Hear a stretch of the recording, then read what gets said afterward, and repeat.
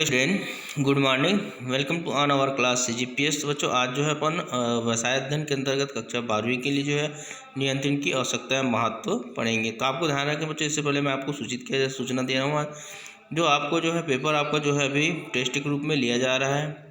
आपको जो है 11 नवंबर से आपको मेरे ख्याल से PDF के माध्यम से आपको सूचना जानकारी मिल चुका होगा सभी बच्चों को।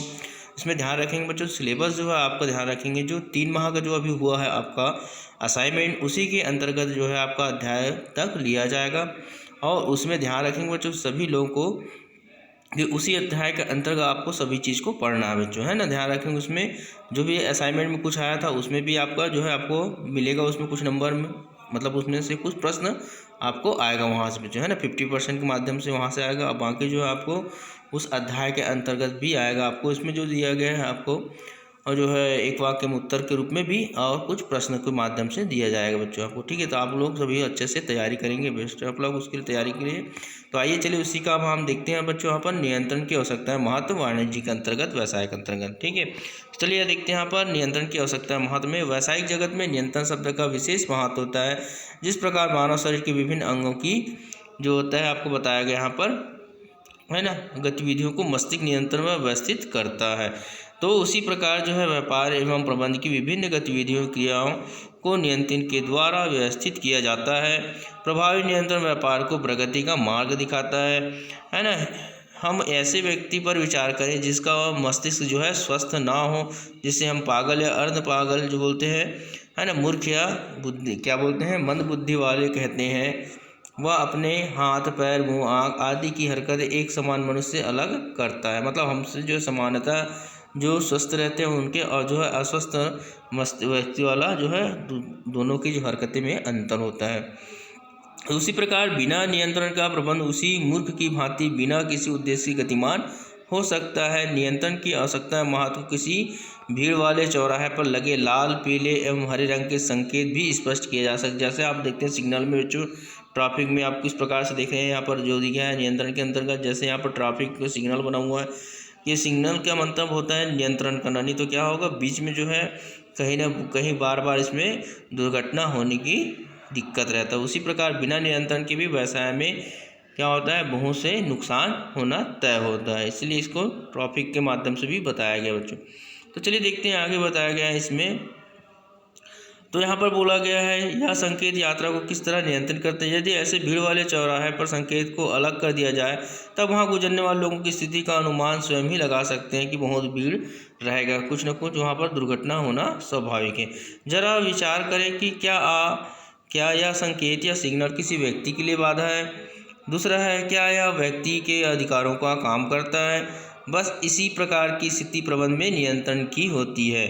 अब हम नियंत्रण की आवश्यकता को अच्छी तरह से समझ चुके हैं, अतः हम उनके बिंदुओं को देखें जिनके कारण प्रबंध में नियंत्रण का महत्व और बढ़ जाता है। तो सबसे पहले देखेंगे पहला नंबर जो महत्व आवश्यकता के अंतर्गत, तो पहला देखेंगे व्यावसायिक आकार में वृद्धि, इंक्रीजिंग इन साइज ऑफ है ना बिजनेस। तो व्यवसाय का आकार दिनों दिन क्या होता है बढ़ते जा रहा है। एकाकी व्यापार से साझेदारी तथा कंपनी व संयुक्त स्कंद कंपनी जैसे एक साथ मिलकर काम करने वाला जैसे विशाल व्यापार की स्थापना होती ही जा रही है। मतलब दिनों दिन इन बड़े बड़े उपक्रमों को सुनिश्चित ढंग से संचालित करने का काम एक व्यक्ति यहाँ पर नहीं कर सकता, अतः अन्य व्यक्तियों का सहयोग अनिवार्य है। इन बड़े बड़े उपक्रमों में अनेक व्यक्तियाँ आम जनता का हित निहित रहता है, सभी का है ना पर, अतः किसी प्रकार की अनियमितता ना हो जिसका परिणाम आम जनता को भोगना पड़े। इस हेतु नियंत्रण आवश्यक है। बिना नियंत्रण के काम कभी नहीं सफल हो पाता।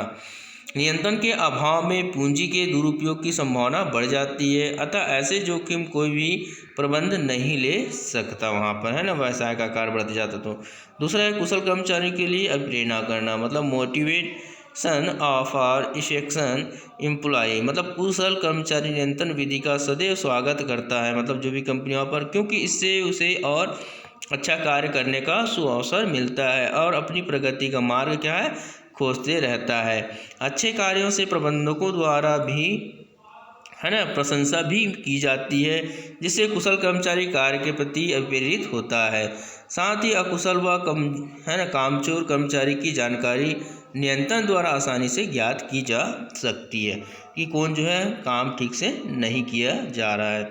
तीसरा है बच्चों यहाँ पर पूर्ण अनुशासन के लिए, मतलब फॉर कंप्लीट है ना डिसिप्लिन, मतलब किसी भी उपक्रम में अनुशासन का होना आवश्यक है। अनुशासन बनाए रखने के लिए नियंत्रण अति आवश्यक है। यदि हम यह कहें कि जहाँ पूर्ण नियंत्रण है तो वहाँ स्वतः ही अनुशासन आ जाएगा, कोई असक्तियोक्ति ना होगी, है ना।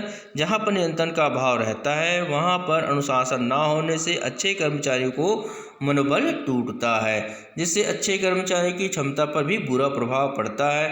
अतः पूर्ण अनुशासन बनाए रखने के लिए नियंत्रण महत्वपूर्ण होता है। तीसरा नंबर है ना बच्चों।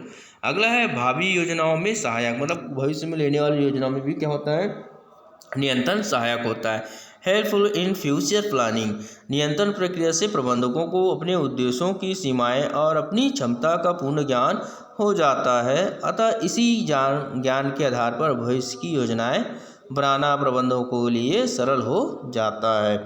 नियंत्रण की प्रक्रिया के दौरान प्रबंधकों को काफ़ी महत्वपूर्ण तथ्यों की जानकारी मिल जाती है। जैसे नियंत्रण रहता है उसके माध्यम से कि कहाँ पर क्या कमी होता है, कि आने वाले समय में क्या की जाए, उसकी क्या करें सॉल्यूशन, मतलब जानकारी लिया जाए, जिसका भरपूर लाभ भविष्य योजना बनाने में किया जा सकता है। अगला है बच्चों कार्य कुशलता में वृद्धि, जैसे इंक्रीजिंग इन वर्किंग एफिशिएंसी, है ना।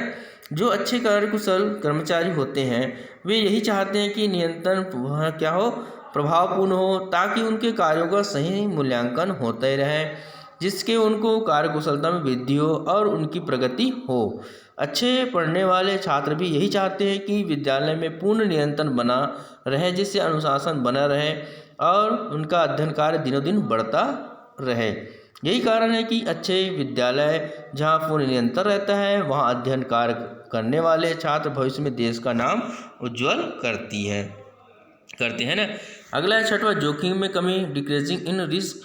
तो वह समानता जो है व्यापार और जोखिम दोनों जो है शब्दों को अलग अलग नहीं किया जा सकता, किंतु व्यापार की सीमाओं व बाधाओं को पूर्णतः नियंत्रण कर दिया जाए तो व्यापार की जोखिम को काफ़ी सीमा तक कम किया जा सकता है ना। जो भी व्यापार खोले उसमें क्या होता है, बाधाएं होता है, तो उसको दूर भी किया जा सकता है, किसके द्वारा, नियंत्रण द्वारा। अतः व्यापारी जोखिम में कमी लाने के लिए भी नियंत्रण का महत्वपूर्ण योगदान है। अगला 7वां नंबर बच्चों यहाँ पर समन्वय में सहायक, हेल्पफुल इन कोऑर्डिनेशन।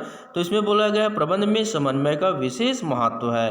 बिना समन्वय या तालमेल के कोई भी प्रबंध जो है प्रगति नहीं कर सकता। समन्वय में आपसी सहयोग, जिस प्रबंध में नियंत्रण श्रेष्ठ होगा वहाँ अनुशासन अच्छा होगा। अनुशासन रहने से समन्वय में काफ़ी सहायता मिलती है। विभिन्न कर्मचारियों के सफल समन्वय से ही व्यापार आगे बढ़ सकता है। अगला बच्चों 8वां नंबर देखेंगे विकेंद्रीकरण में सहायक, जैसे हेल्पफुल इन क्या है डिस्क्रिटलाइजेशन के अंतर्गत बड़े आकार के उत्पादन में विकेंद्रीकरण की नीति अपनानी पड़ती है, जिससे शीर्ष स्तर के अधिकार अन्य निचले अधिकारियों को प्रदान कर दिए जाते हैं। मतलब इसका मतलब विकेंद्रीकरण मतलब उसी कार्य को दो भागों में, अलग अलग भागों में बांट दिया जाता है। ऐसे देश में नियंत्रण का महत्व और भी अधिक बढ़ जाता है, क्योंकि अधीनस्थों को अधिकार के साथ साथ जिम्मेदारी भी सौंप दी जाती है ताकि सही नियंत्रण हो सके अलग अलग अपने स्तर पर, है ना। 9वां नंबर देखेंगे नियोजन तथा संगठन की जांच, testing of planning of organisation. लक्ष्यों की प्राप्ति हेतु नियोजन किया जाता है, सभी को मालूम बच्चों। यहाँ पर नियोजन के अनुरूप कार्य किया गया या नहीं, इसकी जांच नियंत्रण द्वारा आसानी से की जा सकती है। इसी प्रकार संगठन में निर्धारित प्रमाप के अनुकूल वास्तविक उत्पादन न होने के क्या कारण थे, मतलब किस कारण से उत्पादन नहीं हुआ, मशीन, सामग्री और कर्मचारी दोषपूर्ण थे या प्रभाव ही गलत निर्धारण किए गए थे, मतलब जो नियम बनाए थे आदि की जांच नियंत्रण से की जा सकती है जब नियंत्रण होता है तो। अगला है 10वां नंबर जो है सभी अनियमितताओं का पता, ओपन ऑल, है ना, रिलेटिव्स, है ना। प्रभाव नियंत्रण व्यवस्था से संगठन में होने वाले सभी गलतियों, है ना, सभी गलत कार्यों, है ना, अनियमितता कार्य का पर्दाफाश हो जाता है। कार्य एवं पैसों की चोरी, सामान की चोरी और कुशल एवं उपक्रम विरोधी कर्मचारी होते हैं।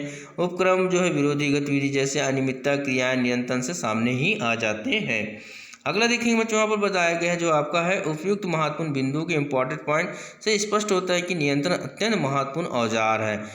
इसके बिना अच्छे व प्रगतिशील व्यापार की योजना बनाकर उसे लागू करना रेत पर मकान बनाने जैसे ही होता है ना, धीरे धीरे क्या फिसलते जाता है, बोला जाता है ना रेत जो है।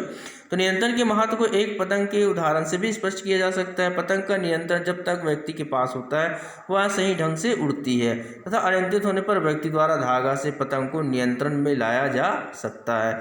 यदि व्यक्ति के पास नियंत्रण का भाग जो है धागा ना रहे तो पतंग का सर्वनाश हो ही जाएगा। नियंत्रण से आज घर, परिवार, संस्था, स्कूल आदि में अनुशासन बना रहता है। जरा सोचे, जब कक्षा में शिक्षक नहीं रहता है तब कक्षा कितनी नियंत्रित व अनुशासित रहती है। अतः प्रत्येक स्तर या स्थान व क्षेत्र में नियंत्रण का विशिष्ट महत्वपूर्ण होता है। तो बच्चों अपन नेक्स्ट टाइम देखेंगे जो है नियंत्रण के उद्देश्य। Listing to watch to good day बेटा आज के लिए।